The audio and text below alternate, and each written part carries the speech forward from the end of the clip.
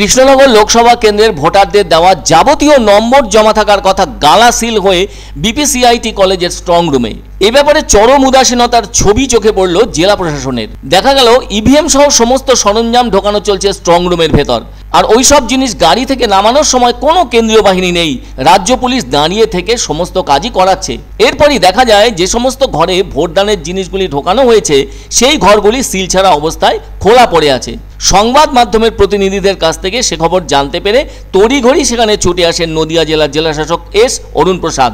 তিনি দাঁড়িয়ে থেকে সমস্ত ঘরগুলি সিল করার ব্যবস্থা করেন বিভিন্ন রাজনৈতিক দলের প্রতিনিধিদের উপস্থিতিতে। তবে পলাশীপাড়া বিধানসভার জন্য নির্ধারিত স্ট্রং রুম তখনও পর্যন্ত সিলহীন অবস্থায় পড়ে রয়েছে। তার কারণ ওই ঘরে তখনও চলছে ইভিএম, ভিভিপ্যাট সহ অন্যান্য সরঞ্জামগুলির ঢোকানোর কাজ। তবে এই বিষয়ে প্রশ্ন উঠতে শুরু করেছে, এত সময় পরেও কেন সব জিনিসপত্র স্ট্রং রুমে ঢুকিয়ে সিল করা হলো না? এ ব্যাপারে জেলাশাসক এস অরুণ প্রসাদকে প্রশ্ন করা হলে তিনি কোনো উত্তর দিতে চাননি। সকলেই বলছেন এও তো এক ধরনের অব্যবস্থা। আবার এতে অনেকে সন্দেহ প্রকাশ করছেন ইভিএম পাল্টে দেওয়ার সুযোগ হিসেবে। এমনটা তো এর আগেও অনেকবার হয়েছে এই রাজ্যের অনেক জায়গায় বলে মনে করছেন কেউ কেউ। আর ডিসিআরসি সেন্টারে সেসব ইভিএম সহ অন্যান্য সরঞ্জাম ভোটকর্মীরা যথাসময়ে জমা দিয়ে কাগজ নিয়ে বাড়ি চলে গিয়েছেন। কিন্তু গতকাল রাত থেকে জমা পড়া সমস্ত ইভিএম কেন সময় মতো স্ট্রং রুমে প্রবেশ করিয়ে গালা সিল করা হলো না প্রশ্ন উঠেছে তা নিয়েও।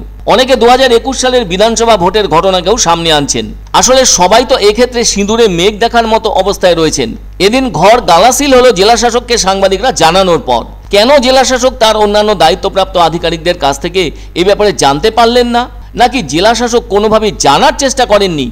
এ ধরনের একটা গুরুত্বপূর্ণ বিষয় জেলাশাসকের আওতার বাইরে থাকলেও অনেকে তো এটাকে অভিসন্ধির ব্যাপার হিসেবেই দেখছেন।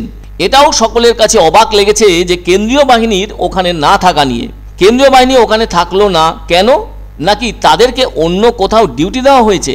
দীর্ঘ সময় ধরে স্ট্রং রুম হিসেবে থাকা ওই ঘরগুলি সিলহীন অবস্থায় থাকলো। এর মধ্যে কেউ কিছু ঘটনা ঘটিয়ে ফেলেনি তো? কারণ গণদেবতারা তাদের অধিকার তো প্রয়োগ করেছেন তাদের ভাবনা চিন্তা থেকে, কিন্তু তাদের সেই ভোটাধিকার শেষ মুহূর্তে বাক্স বদল হওয়ার মতো বদলে যায়নি তো। সরকারি পর্যায়ে যদি এমন সব ছবি উঠে আসতে থাকে তাহলে যথেষ্ট দুশ্চিন্তারও বটে। এর কারণ রাজনৈতিক দলগুলির মধ্যে যেমন বিশ্বাস জিনিসটি নেই, সেই ছবি সব সময় জনগণ অর্থাৎ গণদেবতারা প্রত্যক্ষ করে আসছেন। আবার যারা সরকারিভাবে ওই সব কঠিন দায়িত্ব পালনে রয়েছেন তাদের সম্পর্কেও কোনো গ্যাপ থেকে যাচ্ছে না তো যোগাযোগের বা কোনো কাজের ক্ষেত্রে? প্রশ্ন উঠেছে তা নিয়েও। কেন ভোট গ্রহণ থেকে শুরু করে স্ট্রং রুমে ইভিএম সহ প্রয়োজনীয় জিনিসপত্র সময় মতো রেখে গালা সিল করে ঘর বন্ধ করা সবই তো একটা সিস্টেমেটিক পর্যায়ে দ্রুত সতর্ক হয়ে করা উচিত। এক্ষেত্রে কোনো ধরনের গাফিলতি থাকা চলবে না। তাহলে কৃষ্ণনগর বিপিসিআইটি কলেজের স্ট্রং রুমের ক্ষেত্রে যে ছবি ধরা পড়ল তা কি ভয়ের নয়? এমনটা কেন হলো বুঝতে পারছেন না অনেকে।